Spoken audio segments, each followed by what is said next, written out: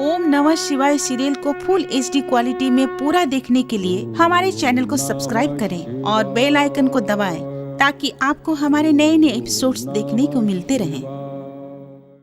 मैं ओंकार मानवीय मूल्यों के धरातल पर सद्भावना, करुणा, प्रेम, सत्य, निश्चलता और समभाव से निर्मित स्वस्थ और सुंदर जीवन रूपी भव्य भवन का मैं शिल्पकार, मैं ओंकार। हिम शिखर पर भगवान शिव के सम्मुख पार्वती अपनी सखियों जया विजया के साथ आकर उनकी आराधना करती है। यद्यपि नंदी उनका स्वागत करता है, किंतु भीतर से वो भगवान शिव के कारण भयभीत भी है। उधर देवगण ब्रह्मा को खोजकर उनके समक्ष उपस्थित होते हैं और तारकासुर के अत्याचारों से मुक्ति का उपाय पूछते हैं। सरस्वती उन्हें ब्रह्मदेव के रचनात्मक कार्य में बार बार बाधा डालने से टोकती है, पर नारद वहां आकर देवगण के पक्ष में ब्रह्मा जी से सहयोग की अपेक्षा करते हैं। ब्रह्मा जी का ध्यान भंग होने पर वे भोलेनाथ शिव की शरण में जाने का आदेश देते हैं। इसके लिए वे काशी विश्वनाथ की महिमा का गुणगान करते हुए उसे शिव की श्रेष्ठ भूमि और परम पूज्य ज्योतिर्लिंग बताते हैं और उसी की आराधना करने के लिए कहते हुए अर्धनारीश्वर से उत्पन्न नर नारी की कथा का वर्णन भी करते हैं। ब्रह्मा जी की कथा पूर्ण होने पर सभी देवगण शिव की आराधना का निश्चय करते हैं। उधर पार्वती जब सखियों के साथ शिव आराधना के लिए प्रस्तुत होती है, तो मैनाक क्रोधित होकर शिव का विरोध करता है, किंतु हिमालय राज युवराज मैनाक को समझाते हैं और पार्वती को शिव आराधना की आज्ञा देते हैं।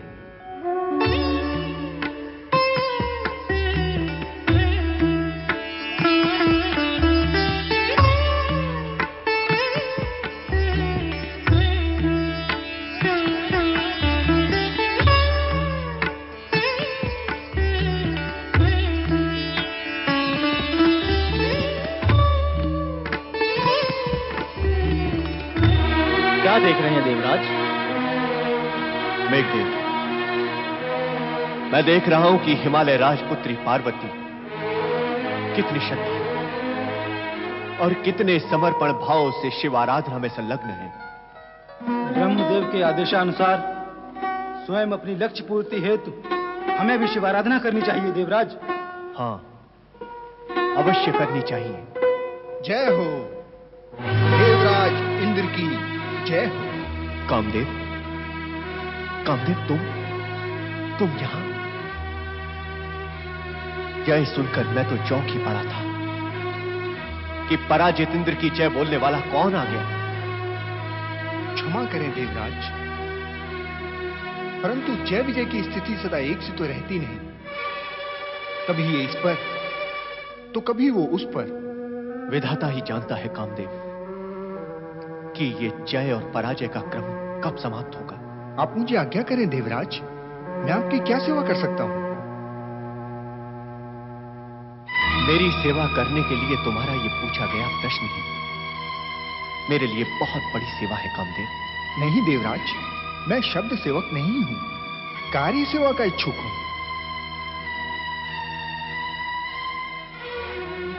प्रतिपति, यदि तुम मेरी सहायता करने के लिए इतना ही कटिबद्ध हो तो मेरे लिए कार्य करो। आज्ञा करें देवराज। वहां देख रहे हो, नीचे उस हिमगिरी के शिखर पर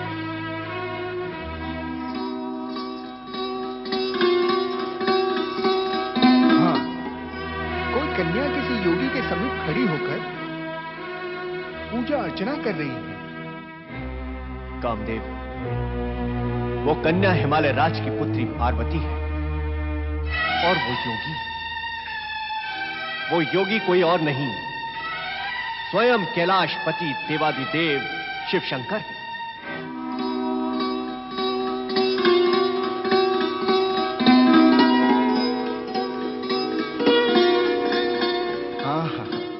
कैलाशपति भगवान शिव शंकर। ओम नमः शिवाय। शिव पर बड़ी आस्था है तुम्हारी। जिनकी शिव पर आस्था नहीं है, उन पर मेरी आस्था नहीं है देवराज। तो उनके हित में जिनकी शिव पर आस्था है, ये कार्य करो। पार्वती की निष्ठापूर्वक पूजा का ध्यान में लीन शिव शंकर कोई उत्तर नहीं दे रहे। यदि शिव केवल एक बार पार्वती की ओर अनुराग भाव से देख ले, तो पार्वती की आराधना और विधाता का उद्देश्य पूर्ण हो जाएगा। विधाता का उद्देश्य? हाँ कामदेव, शिव के प्रसन्न होने पर ही उनका विवाह पार्वती से संभव होगा। शिवपुत्र द्वारा ही उस तारकासुर का वध होगा जो हम देवताओं से स्वर्ग का अधिकार छीनकर हम पर अत्याचार कर रहा है, और जिसके कारण हमारी ये दुर्दशा है। मेरे द्वारा शिव जी के मन में अनुराग उत्पन्न करने से यदि आपकी स्थिति में सुधार संभव है, पुनः स्वर्ग का राज्य प्राप्त होना संभव है, तो मैं सहर्ष इस कार्य को करूंगा देवराज। कामदेव, यदि ये कार्य आपके द्वारा संपूर्ण हो जाएगा, तो समस्त देवगण आपका आभारी रहेगा। यदि ऐसा है तो मैं रति को साथ लेकर इसी समय हिमगिरी शिखर पर जाकर इस शुभ कार्य को संपन्न कर डालता हूं। मेरी मंगल कामनाएं तुम्हारे साथ है कामदेव।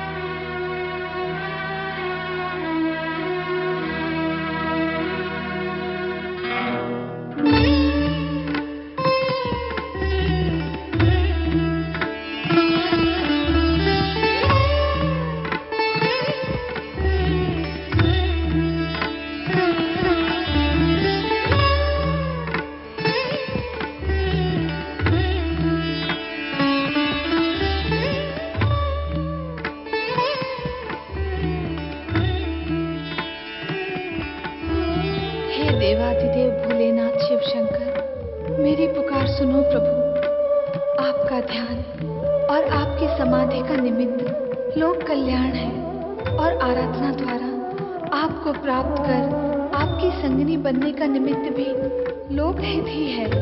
चारों ओर व्याप्त अशांति और अत्याचार की समाप्ति के लिए अपने लौकिक रूप को मुखर करें भगवान, मुखर करें।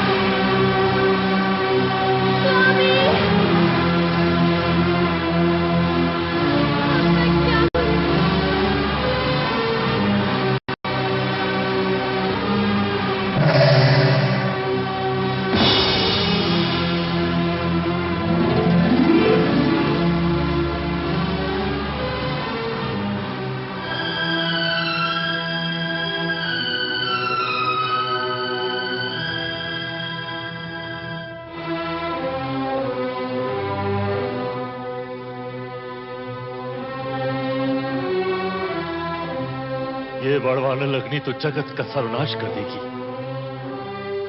शिव जी का क्रोध अग्नि के रूप में कामदेव को भस्म करने के पश्चात भी विद्यमान है। कुछ उपाय करना होगा। ओम नमः शिवाय।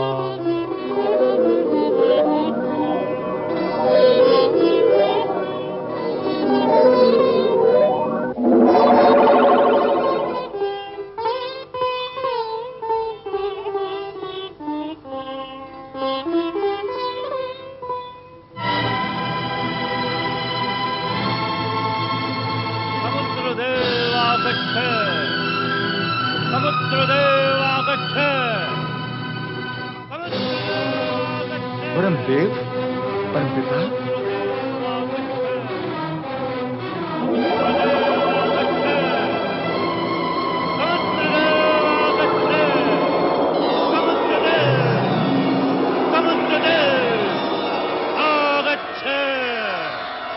परमपिता परमदेव, समुद्र का नमन स्वीकार करें और आज्ञा करें मैं किस प्रकार से आपकी सेवा कर सकता हूं। समुद्र देव, इस अश्व को देख रहे हो? इसके शरीर से अग्नि प्रकट हो रही है। देख रहा हूं परमपिता, पर ये अश्व और ये अग्नि यहां आपके साथ कैसे आई? समुद्र देव, ये भगवान शिव की क्रोधाग्नि है जो कामदेव को भस्म करने के पश्चात भी विद्यमान है। यदि इस अग्नि का शमन नहीं किया गया तो तीनों लोक तक इस अग्नि की तपन जा पहुंचेगी। अतः लोक कल्याण के लिए और भगवान शिव की प्रेरणा से मैं उनके क्रोध को इस अश्व के रूप में यहाँ लाया हूं। तो मेरे लिए क्या आ गया है परमपिता? समुद्र देव, तुम्हारे भीतर अनंत जल राशि है। इस बड़वानल अग्नि को शांत करने अथवा सहने की क्षमता तुम में है। यह अग्नि तुम्हारा जल पान करके तुष्ट होती रहेगी, किंतु तुम्हारी अनंत जल राशि अनंत होने के कारण कभी समाप्त नहीं होगी। इस प्रकार इस अग्नि से जगत की रक्षा हो जाएगी। भगवान शिव की इच्छा और आपके आदेश की पूर्ति करना मेरा परम सौभाग्य होगा परमपिता।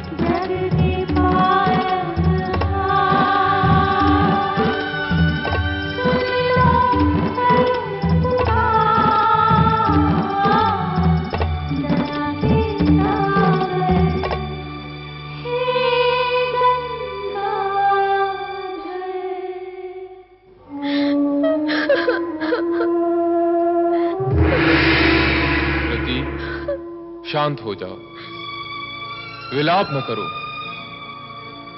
होनी कभी अनहोनी नहीं हो सकती। जो हुआ उसे स्वीकार करो। हे देवेश्वर, किंतु किस अपराध का दंड हमें मिला है?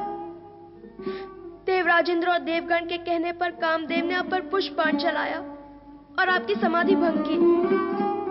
इसमें हमारा कोई स्वार्थ नहीं था। देवगण की दुर्दशा समाप्त करने के लिए हमने उनकी सहायता की और हमारी दुर्दशा हुई। ऐसा क्यों? ऐसा क्यों प्रभु? हे भोलेनाथ, मुझ पर दया करो। मृत्यु का अभिशाप भोगने का सामर्थ्य मुझ में नहीं है। कामदेव को जीवित कर दो, मैं उसके बिना नहीं जी सकती। मुझ पर दया करो प्रभु, कामदेव को जीवित कर दो। देवाधिदेव, देवाधिदेव, कामदेव निरपराध है। कामदेव ने तो हम देवताओं के कल्याण के निमित्त आपकी और देवी पार्वती के मन में अनुराग उत्पन्न किया था। कामदेव को क्षमा कर उसे पुनर्जीवित करें। देवाधिदेव, उसे पुनर्जीवित करें। विधि का विधान अटल होता है। वो चाहे देव हो, देवी हो, दानव हो, मानव हो, हर किसी को अपने किए हुए कर्मों का फल भुगतना ही पड़ता है। हे भोलेश्वर, कामदेव को क्षमा कीजिए। उसने जो कुछ किया वो स्वार्थ की नहीं, परमार्थ की भावना से किया है, इसलिए उसका अपराध क्षम्य है। हे भोलेश्वर, कामदेव को पुनर्जीवित कीजिए। उसकी पत्नी रति पर दया कीजिए। हाँ भगवान, रति पर अपनी दया कीजिए। कामदेव को पुनर्जीवित करें, ऐसी हमारी आपसे विनम्र प्रार्थना है। हे भोलेनाथ, यदि आपने कामदेव को पुनर्जीवित नहीं किया तो मैं भी अपने प्राण त्याग दूंगी। यही प्राण त्याग दूंगी। हमारी समाधि भंग करके हमें योग से भोग की दिशा में ले जाने के दुष्कर्म में तुम कामदेव की सहभागिनी रही हो। जो कुछ अनर्थ हुआ उसका परिणाम कामदेव ने भोगा। कुछ अंश तुम्हें भी भोगना होगा। हे भोलेश्वर, मैं आपसे दया की भिक्षा मांग रही हूँ और आप दंड की व्यवस्था कर रहे हैं। दंड की व्यवस्था तो हो चुकी है रति, अब तो प्रायश्चित करने की व्यवस्था शेष है। करूंगी भोलेनाथ, मैं प्रायश्चित करूंगी। तो सुनो रति, तुम्हारा पति कामदेव हमारे तीसरे नेत्र की ज्वाला से भस्मीभूत होकर भी मृत्यु को प्राप्त नहीं हुआ है। वो हमारी कृपा से पुनर्जीवित हो चुका है।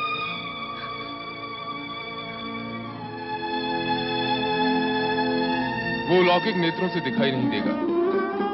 वो जीवित होते हुए भी अंग रूप में देखा नहीं जा सकेगा। वो अनंग हो चुका है।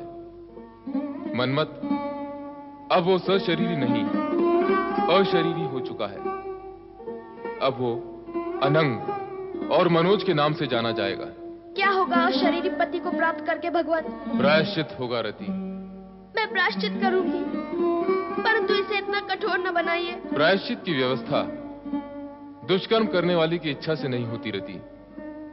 जिसके प्रति दुष्कर्म हुआ है उसकी इच्छा के अनुसार होती है। मैं आपके इच्छा अनुसार ही कर्म करूंगी भगवान, किंतु मैं ये भी जानती हूँ कि आप सर्वशक्तिमान हैं, पूर्ण समर्थ हैं। यदि आप कृपा और करुणा करके मेरा और मेरे पति का अपराध क्षमा कर दें तो मुझे मेरा पति पूर्ण शरीर रूप में प्राप्त हो जाएगा। अवश्य हो जाएगा, किंतु अभी नहीं। फिर कब प्रभु? तुम्हें द्वापर युग तक प्रतीक्षा करनी होगी। द्वापर युग तक? हाँ, द्वापर में कामदेव भगवान श्री कृष्ण के पुत्र प्रद्युम्न के रूप में जन्म लेगा और वो तुम्हें पति रूप में प्राप्त होगा।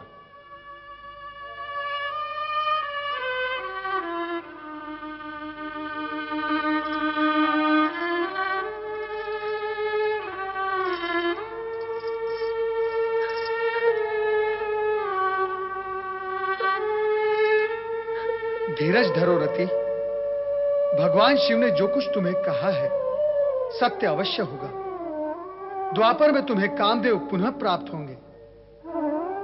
नारायण नारायण। रति,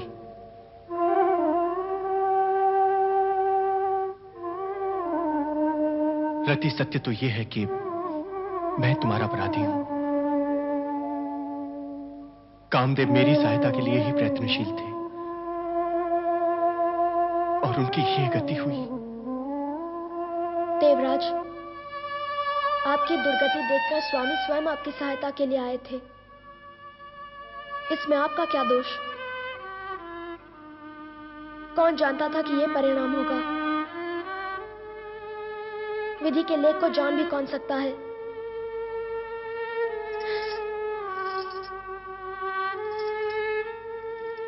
अब तो मेरा केवल एक ही सहारा है, प्रिय काम की ये भस्म।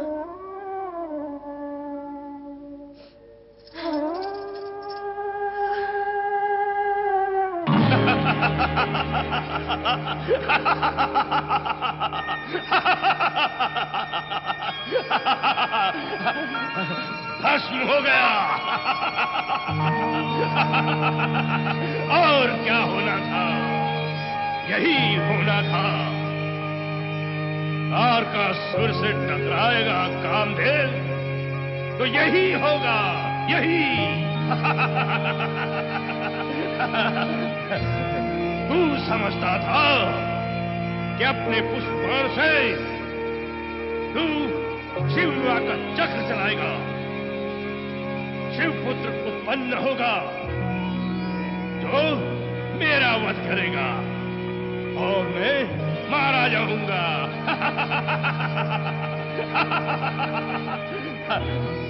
सारा जगत जानता है कि कौन मारा गया। अब शिवपुत्र उत्पन्न होने का प्रश्न ही नहीं उठता और ब्रह्मा के वरदान अनुसार अब मैं अमर हूं, मुझे कोई नहीं मार सकता, कोई नहीं। सेनापति, क्या कोई मुझे मार सकता है? नहीं महाबली, जिसको मरना होगा वही आपको मारने की बात सोचेगा। तो हो जाए इस प्रसन्नता के अवसर पर कुछ आनंद, कुछ रंग, कुछ तरंग। आज्ञा करें महाबली। तो जाओ, ले आओ इंद्र की बंदी अप्सराओं को जो कामदेव के मरण पर आंसू बहा रही है।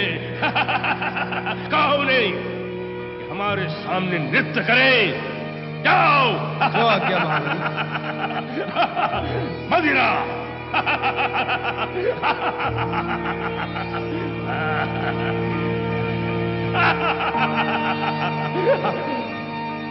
कामदेव के भस्म होने से तारकासुर स्वयं को निष्कंटक हुआ मानकर प्रसन्नता से मदिरा व नृत्य में डूब गया। वो इस अमिट सत्य को भूल ही गया कि पक्ष में एक घटना के घटित होने से विधि का घटना चक्र कभी रुकता नहीं। कामदेव के भस्मीभूत होने से पार्वती की साधना और उसके दृढ़ निश्चय में तनिक भी अंतर नहीं पड़ा। प्रत्युत वह और अधिक दृढ़ संकल्प से तपस्विनी का परिधान धारण कर हिमालय राज के सम्मुख आ गई।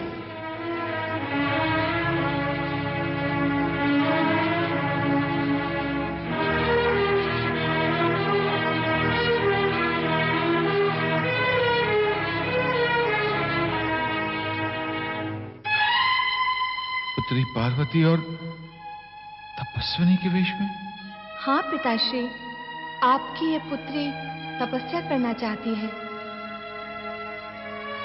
पुत्री, मुझसे ना तो तुम्हारा ये वेश देखा जा रहा है और ना तुम्हारी इच्छा सुनी जा रही है। यदि पिता होकर आप मेरे मन की बात नहीं सुनेंगे तो फिर कौन सुनेगा? मुझे तपस्या की आज्ञा दें पिताश्री। कामदेव के भस्म होने के पश्चात अब शिव आराधना का क्या अर्थ है पुत्री? सब व्यर्थ होगा। मेरी बात मानो, मैं तुम्हारे लिए किसी योग्य वर को खोजकर तुम्हारा उससे विवाह कर दूंगा। नहीं पिताश्री, नहीं। ऐसे कठोर शब्द सुनना भी मेरे लिए अब कर्म है। मैं जन्म जन्मांतर के लिए सदाशिव को पति के रूप में स्वीकार कर चुकी हूँ। अब अन्य किसी की कल्पना करना अथवा नाम सुनना मेरे धर्म और चरित्र के विरुद्ध है, विरुद्ध है। पार्वती, अपनी वाणी पर संयम रख और साथ ही अपने माता पिता की मर्यादा का ध्यान भी रख। तेरे शब्द और तेरी वाणी सब कुछ तेरी आयु से आगे आगे भाग रहे हैं। मैंने क्या किया है माँ? अब तक तो विशेष कुछ नहीं किया है, पर आगे जो कुछ तू करने का विचार कर रही है, क्या वो उचित है? तू राजकुमारी है, राजमहल में राजपाट के मध्य तेरा पालन पोषण हुआ है। शिव के निमित्त शिव आराधना और तपस्या करने की अनुमति मैं तुझे सर्वथा नहीं दे सकती। मैं तेरे कोमल तन को तपस्या की अग्नि में तुझे कभी नहीं झोंकने दूंगी, कभी नहीं झोंकने दूंगी। और फिर एक राजकुमारी का किसी योगी के साथ इस प्रकार का रागात्मक संबंध, क्या ये राज परिवार के लिए शोभा की बात है? इसमें अशोभनीय क्या है? है कोमल राजकुमारी का कठोर योगी से अनुराग आज तक देखा सुना नहीं गया। जो आज तक नहीं हुआ वो अब भविष्य में होगा तो अनुचित होगा, ऐसा किस ऋषि अथवा मुनि ने कहा है? तुम तर्क बहुत करने लगी हो पार्वती। अपने उचित पक्ष को प्रमाणित करने का प्रयत्न तर्क नहीं होता। मैनाक, तुम और तुम्हारी माँ दोनों शांत हो जाओ। हठ, क्रोध और उत्तेजना से हम किसी निर्णय पर नहीं पहुंच सकेंगे। मैंने निर्णय लिया है कि पार्वती को तपस्या की अनुमति दे देनी चाहिए। पिताश्री। पिताश्री, आपने ये निर्णय सोच विचार कर किया है? क्या तुमने ये प्रश्न मुझसे सोच विचार कर किया है? आप तो मेरे किसी विचार से सहमत हैं ही नहीं।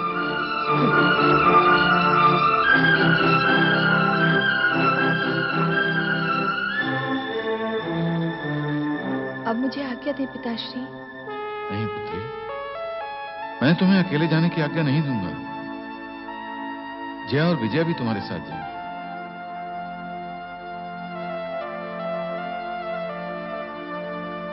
अब मुझे आज्ञा दे मां। पार्वती, मेरी पुत्री, मेरी पुत्री।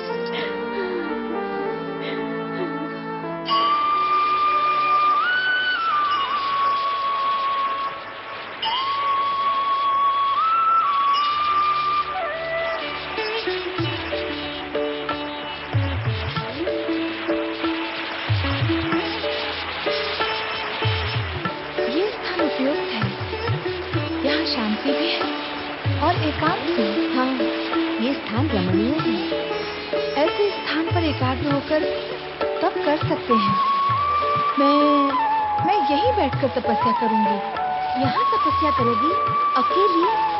इस घोर सुनसान में? यहाँ इस प्राणी शून्य स्थान में क्या तुम्हें भय नहीं लगेगा? कैसा भय? किसका भय? विधाता रक्षक है। नहीं पार्वती, हम तुम्हें यहाँ अकेला छोड़कर नहीं जा सकते। महाराज और महारानी को क्या उत्तर देंगे? इसका दिया हुआ उत्तर ही वहाँ भी दे देंगे, किंतु क्यों दे और क्यों जाए इसे अकेला छोड़कर? देखो, तुम्हारा ये हट उचित नहीं है और तुम्हारे सारे हट उचित है। तुम दोनों भावना में मत बहो। मुझे मेरा कर्तव्य करने दो। भावुक होकर कर्तव्य पूर्ण नहीं हो सकते। अब तुम दोनों जाओ। तनिक सोचो पार्वती, इस मेरे एकांत में हम तुम्हें अकेला छोड़कर कैसे जा सकते हैं? मन में आशंकाएं उठती हैं। तुम दोनों तो दुर्बल हो ही, अब मुझे भी दुर्बल बनाओगी। मैंने कहा ना, मैं यहाँ तपस्या करने आई हूँ और उसके लिए निर्भयता, दृढ़ता और संकल्प की आवश्यकता होती है। अब जाओ तुम दोनों। हमारा मन नहीं मानता पार्वती। मन की मत सुनो, बुद्धि से काम लो। क्या शिव की आराधना करने वालों को कोई भय हो सकता है? शिव मेरे साथ हैं। तुम निश्चिंत होकर जाओ। जैसी तुम्हारी इच्छा, किंतु समय समय पर हम तुम्हारी जानकारी लेते रहेंगे।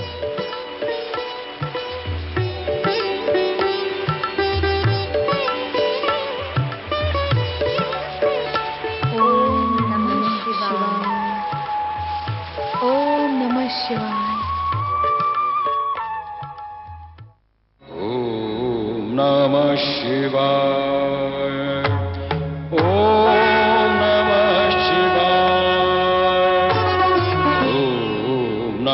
शिवाय। ओम नमः शिवाय। ओम नमः शिवाय। ओम नमः शिवाय।